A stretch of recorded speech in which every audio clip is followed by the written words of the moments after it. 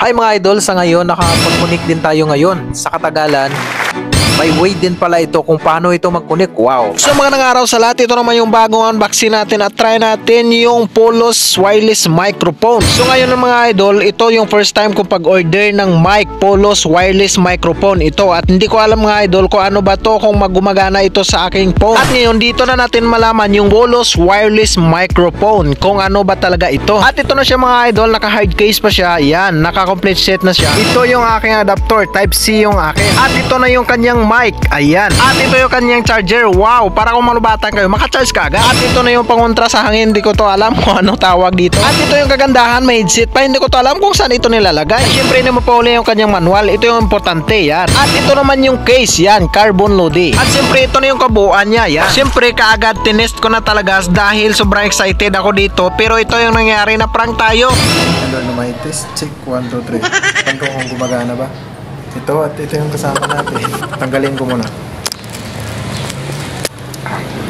So ngayon mga idol, ito na yung tinanggal natin. Itatry natin yung voice niya kung wala. Ito pala yung pinakamasaklap sa nangyari dahil hindi gumagana mga idol. Akala ko gumana na. So ito din mga idol, sa katagalan, nakahanap din tayo ng way kung paano natin ito napagana, itong Polos wireless mic. Yan.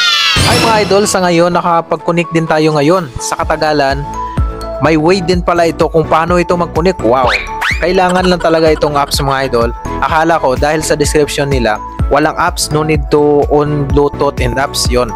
So ngayon, dahil type C yung ginagamit nating cellphone ngayon mga idol, hindi talaga.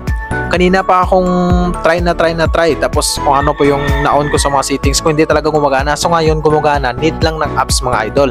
So mga idol, sa katagalan, ito na yung mic natin. At kagandahan na dito mga idol, mayroon siyang headset. Yan, marinig mo talaga yung boses mo pag sumasalita ka, di ba?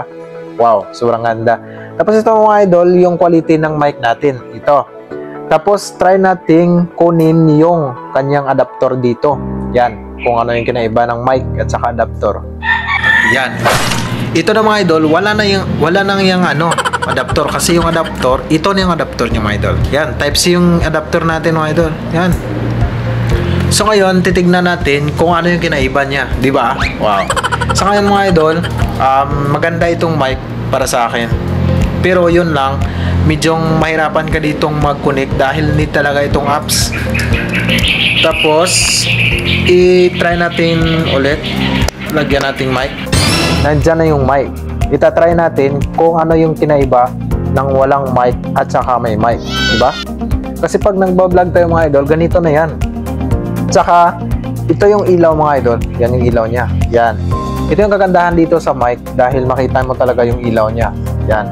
Tapos ngayon mga idol, itatry natin yung kanyang meters, kung saan aabot yung kanyang meters. Yan, itatry natin sa ngayon mga idol. So ngayon, try nating lagyan ng headset para marinig natin yung boses natin. Yan. So ngayon, gusto kong pataasin. Volume up. Yan, tinataas ko na. Itatry na natin kung gaano kalayo yung maabot niya. So ngayon, dahil sobrang dilim dito mga idol, kasi alas 6 na kasi, lalagay na natin dyan at itatry na natin. So ngayon, lalakad ako papuntang labas at itry natin kung gaano kalayo ba. Ayan, dito na tayo. Yan, siguro mga 5 meters pa lang to.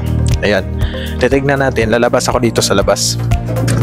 Ito, yan, lalabas talaga ako dito sa labas, sa mga pader dito, at lalabas ako dito. Yan, yan ang mga idol. Sobrang siguro mga mga 10 meters na siguro to mga idol. Sobrang layo na to. Tapos may pader pa. Sobra naman ito siguro mga idol pag nag-vlog ka, diba? Sobrang layo na to. Ngayon, babalik na tayo mga idol. Yan,